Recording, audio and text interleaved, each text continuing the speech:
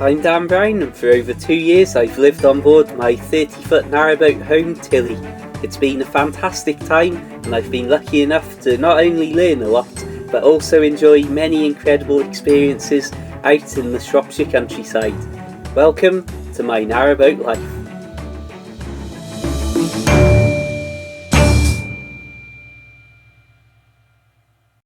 In this episode, we're going to take a closer look at my own personal lifestyle on a boat. We've talked in the past of how different people, even living on boats, can live completely different lifestyles, whether that's from somebody who likes to travel hundreds of miles across the nation every year, to somebody who may have a full-time job and therefore prefer to stop in the marina and very rarely leave their moorings. They're completely different lifestyles, but both the same concept at heart, living on a boat. This time we're going to look at my own version of living on a boat, and hopefully I'll be able to demonstrate just why I love the narrowboat lifestyle and how I live it and the sort of things that I generally get up to. Let's start with a look at where we actually are as I record these very words now. We're moored up, I suppose the nearest place to us is an area called Bettisfield. It's a very, very small village, and as you were probably gathering from just this footage alone, it's about to be one of the most rural places that I can point a camera at. So let's actually look at the surroundings of the boat and then skip to Google Maps to have a proper look at just how rural the places that I like to moor up and the places that I call home truly are. Of course, one of the things I'm always interested in is mooring up with a nice view. Certainly in a rural spot, got plenty of farmland, all that sort of stuff. But if you consider that we're about to sit on the stern here, I've lined this up perfectly with this gap in the hedge. I don't know if you can see, we've got classic farmland, all your ginger cows out there, some sort of old mill building or something just there, and a church there. Looking on Google Maps, it's amazing to see that there is actually a boat right here on the map itself, pretty much summing up that other boats and other people clock these brilliant places that I like to come and moor up. But if we start to zoom out, then I can finally show you just how rural these areas are that I like to be in. And this is all out the sort of Wixall, Bettisfield area past Welshampton for anyone who wishes to look it up. And as you can see, you're just in this incredible area of just flat farmland. And as we zoom further and further, there's not really much that gets added in. We've got places maybe as we zoom out a little bit further, such as Stoke-on-Trent, but even that is absolutely miles away from anywhere that we're going to be going to. And again, this sums up the area that I like to travel around in and get to enjoy as best as I can. We've got the Berwyn Mountains in Wales over there, and the little white line you can see is the Welsh border. I'm very lucky and extremely grateful to be able to live this lifestyle and moor up in these incredible rural locations, but I do need to get to civilization once in a while, whether that's to go to work, to see friends or family, or to keep myself topped up with supplies and make sure I've got a good food store on board. This is where my bike becomes the absolute centre of sustaining the lifestyle. Not only does cycling everywhere keep the costs down and avoid not only the costly expense of a car, but a lot of bus fares that I would otherwise have to use and still not quite get to the boat. But it also means that in the good weather it's its own reward, because the hobby that I've loved for so many years takes on a very practical role, and I get to go through some of the fantastic country lanes and countryside that you've just been seeing, as well as at night some of the more hair-raising things like these very thin towpaths. Of course, the weather's not always great though. Sometimes, even when the weather is this bad, you've just got to hop on your bike and go. So this is going to be an extremely wet bike ride into town. So what I have to do with things like my phone and the camera I'm recording this on and my iPad, I have to obviously wrap up in a load of plastic bags, because it would take an extremely waterproof bag to keep the water out, and it's this level for goodness knows how long it's going to take me. This will slow me down a good amount. So yeah, these are the insights that I like to try and give, that boat life, as I always say, is not all sunshine and cruising through perfect scenery. Living the dream. If you are lucky though, you will get to do some sunny boating, and when the weather is fantastic and you're tootling down the canal at between 2 and 3 miles an hour, there's not much that can beat that experience. I think now we will take a look at a few of the hobbies that I have and things that I like to do out on the canal, and then have a look back at some of the more practical side of things. I find myself at the moment working only 2 days a week at a supermarket and being able to live comfortably, as well as keeping money aside at the end of each month as well. And I've managed to do this based on living a very simple lifestyle and looking at ways to reduce costs. Something as simple as we've already talked about, biking everywhere, which obviously firstly avoids the huge cost of a car, but secondly avoids the running and rolling costs that could soon stack up of bus fares here, there and everywhere. Similarly, having such a small boat as Tilly, obviously that also keeps boat costs down in terms of boat licences and jobs and maintenance such as hull blacking, which could be charged on a per foot basis. So simple things like that have led me to be able to live in a way and work as few hours as possible so I can actually get out and enjoy all of this scenery and enjoy the things that I really love doing, such as my endless walking. Now that biking has become such a practical pursuit for me, I do like to just get out and wander around the fields, and when you've got something as simple as this, being able to look and see from one corner of the canal, Tilly, and then a bridge where you've got the gate that'll lead you up to a footpath like this. And I mean, just look at that.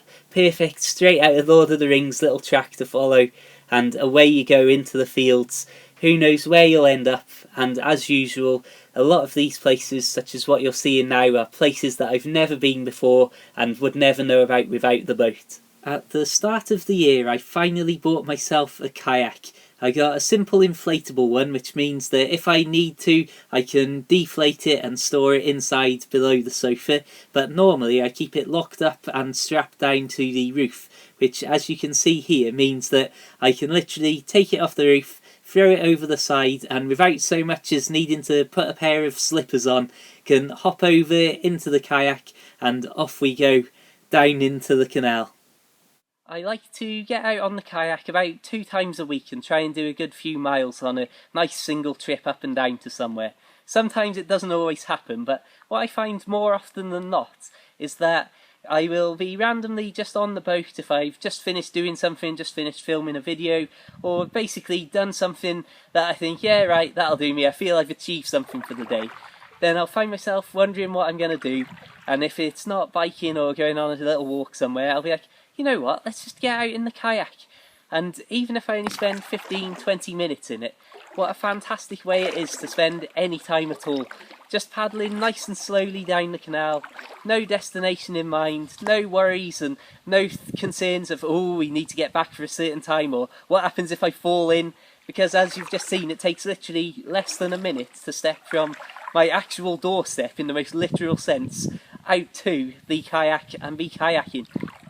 The way that I use the kayak is really a demonstration of how I try to live my life in general. I don't tend to have very specific plans where I go, right then, this day this is going to happen, in 3 weeks' time on this day this is going to happen. I generally have an idea that, right then, this week I want to get this sorted, whether that's a video or something, a certain word count, or write about a certain thing if I'm writing a new book or anything along those lines. Or even whether it's something on the boat like decorating or tidying this, that or the other, generally sorting things out. I try to base it around what the weather's doing, how I'm feeling, and if anything better comes up, basically. After being a fan of astronomy for many years, one of the genuinely brilliant appeals that narrowboat life has to me personally is the ability to moor up in some incredible dark sky spots, being able to be in literally the least light polluted areas for miles around in some cases is fantastic, even for naked eye astronomy, which I'm a big practitioner of. But getting a telescope out when you've got such little light pollution is truly amazing. And of course, it's not just a case of being able to look down and say we're here on the towpath. It's a case of literally being able to turn around, look up and see the back of your boat is only a few foot away, as we advance up here just at the moment, I'm just going to let you enjoy some of the absolute peace and tranquility that we've got here. I don't know if it shows up well for general video recording, but there's literally not a sound to be heard that isn't natural at this exact moment. Again, being able to simply step back up onto the boat and be home is just a beautiful way to end the night. When you've got a clear sky like there currently is, I can't think of much more I would rather be doing. Of course, from the deck, being able to step down into a boat that's lit just by the blue LEDs. What a perfect calming environment to step into. And this is how so many of my nights end, where I'll be biking back from work, or if I've been at a friend's house, walking down the towpath, biking wherever I've been, and then stepping back into this. Of course, we might need some actual light sometimes.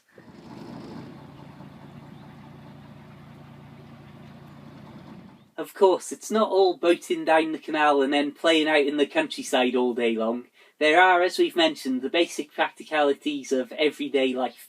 When it comes to food and eating, during the daytime I normally am just a grazer and just have, well, I'm at the moment, and have been for a long time now, obsessed with cereal bars and little snacks like that. And that's what I'll normally have through the daytime. When it gets to the winter and it's a little bit chillier, I will then start to have a cup of soups and maybe simple things like that. Odd pot noodle here and there for dinner.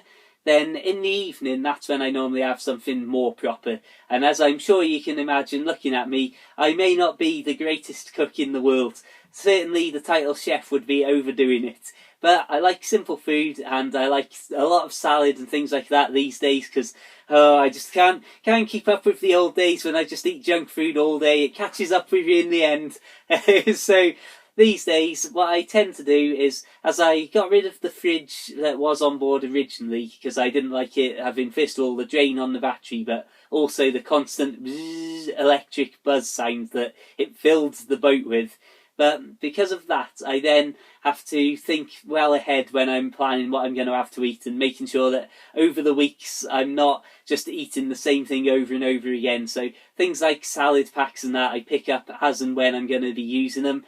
And I'll quite often turn the evening into an excuse to go for a little walk to the nearest town or the nearest village, and I'll cut up through the fields, grab some supplies that are fresh or frozen sort of items that you can't just keep in a cupboard behind a little shower curtain that I use as my fake door idea.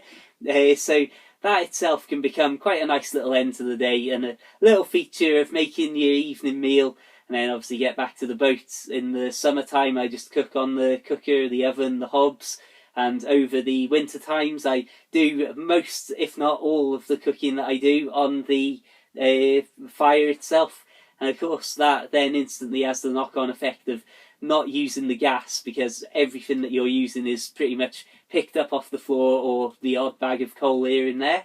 Then from that there's also other things to consider, like generally keeping yourself clean and washing your clothes. I tend to wash my clothes as I go. Once again, because we're all nice and simple on a nice little boat here, I just do things by hand in the sink to my side here. Then once that's done, as normally as I wash as I go, rather than let a bag full of washing build up. That means that I'm only doing a couple of items at a time. So once again, over the winter, if the fire's going, or if the fire's going for any other reason, I've got a couple of hooks up by the ceiling over the fire, so I'll hang things up to dry there. Failing that, I will put some bungee cords out on the handrail on the roof of the boat, and then hang things from that, and that's a nice simple way of drying things without having a washing line that I see people have them stuck up on the stern and things, which it's a nice idea, but I just don't do enough washing in one go to warrant having something like that. And again, not having a washing line and just having simple bungee hooks that I can keep just out of the way with all the rest of me little general odds and ends, keeps all of the living space free of clutter and keeps you from having all this excess stuff on board, especially when you're only on a 30-foot boat to begin with.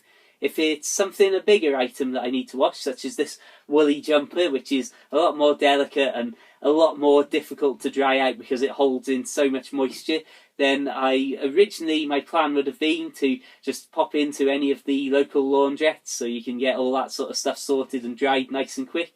There's places, even marinas in some cases, have their own laundrettes. Quite a few do, in fact. But there's certainly places like Ellesmere and that have these little towns with their own little services and things that you can simply pop in with a bag full of washing, and that's all good. Of course, my mum, when I told her that, was not a fan of the idea at all, and famously uttered the line, "I would be offended if you paid somebody else to do your washing than just fetch it to me." And the basic reasoning behind that is that where I work is only about a 5-10 minute walk from my mum's house. So when I go into work at the weekends, I literally bike into my mum's house, then can get changed, upload these videos that you're watching right now, and do simple things like that, and obviously have a safe place to leave my bike. And of course, as she says, it would be senseless to go and spend money somewhere else washing stuff than just fetch it back to the home and place that I've lived for the last 10 years before I bought the boat. And of course, it's always handy to have family living by where you need to go for work, because then I can actually see my family on a more regular basis, and of course friends and that, because you've got that steady, stable meeting place that you can go, oh yeah, I'll meet you at my mum's house. And it's obviously very handy and it allows me to keep in touch with people a lot more than I otherwise might be if they lived further afield, or if I worked over there 5 miles and they lived over there 5 miles. I obviously wouldn't see him as much, so I'm happy with the way that that's all worked out. And there's one final thing that people seem very interested in seeing with general day-to-day things on board, and that is the shower. I'm not sure exactly what the fascination is, but I hope you're ready to see me get in the shower. Right, let's just go to that right now. Got our shower that refuses to stay upright properly. We've of course got our toilet at the bottom there, and obviously a boiler and all the things you would expect to find in a bathroom that I'm sure I don't need to explain. Being on a boat, the water for the taps and shower all comes from the main water storage that we have at the front. That is filled up from various points along the side of the canal where there's little taps to fill up water. There's also places to empty toilets dotted around the canal as well, and that's pretty self-explanatory and certainly doesn't need any great detail going into. I've got a very simple wet room shower here. Some boats have very fancy, nicer showers than I've ever been in my life, I would say. But what I tend to do is move the toilet across to the side, put everything at the back of this shower curtain here. Anything that might get damaged by water, such as loo roll, all gets covered up too. And then off I go, having a shower. Anyway, I think that you have seen enough. A few days ago, I was moored up at the amazing Blakemere, and I thought, well, I'm going to move down the little bit, a few miles out into the middle of nowhere and just enjoy some proper time on my own, and then decided to put it off to the next day, but in the evening thought I better buy some supplies, so we'll hand over to myself at that point now. Before I head out down the canal into the absolute middle of nowhere, I'm about to head about 20-25 minutes back into Ellesmere, head to the shops, buy a load of general supplies, and then that'll do me for a week or two out in the absolute middle of nowhere before we get to Whitchurch. You can see here that we are literally only a couple of dozen feet away from Blakemere itself, and it's this sort of scenery and these sort of places that, as I mentioned, how I like to make going out and buying something fresh for my tea or evening meal of that night into a little trip of its own right. When you're walking through places and through scenery like this is how something as simple as doing a little bit of shopping can be a nice trip and a nice activity of its own accord. I have two shots here that are only about 20 minutes between each other, but it always fascinates me how when the sun sets, it starts to get dark after the sunset so quick. And like I say, this is literally 20, maybe 25 minutes tops. It's about 9:15 and I'm back on board. I've got myself 2 big bags full of shopping, so I'm happy that that'll last for the next week or so. Only thing that I'll need to do is pop in when I'm either biking to or from the boat, or maybe make special shopping trips to buy things like salad and any sort of fresh or frozen items like that. Bright and early the following morning I was up and off on my way, and it was one of those perfect trips to a certain extent. First of all, look at where we were setting off from. There's not much more that I could ask to start a day than looking out across something like that. So as I travelled down, I then got a text message saying, "Oh Dan, do you want to come round tonight?" from one of my friends. So I thought, yeah, that sounds good to me. And because of that, I knew that because I didn't have my bike with me on the boat, I was going to have to walk back to Ellesmere from wherever I moored up. And then from there, get the bus into town, pick my bike up, and then bike out another 5 miles to where they lived. I thought, right, I'll moor up maybe slightly earlier than planned. Then I saw this heron, which was a beautiful moment, absolutely stunning to see in real life, and they're surprisingly common at certain points of the year. Absolutely love them. So I already was having a great trip. Yeah, going to meet friends tonight, that was unexpected, and also, oh, we've seen a heron, that's fantastic. But what's this? The weather's starting to turn, and it's about to absolutely hammer down. No, surely not. It's a beautiful day. Oh yeah. And once again, this sums up how the days can change and the weather can certainly throw a spanner in the works. So I got the absolute soaking of my life while boating.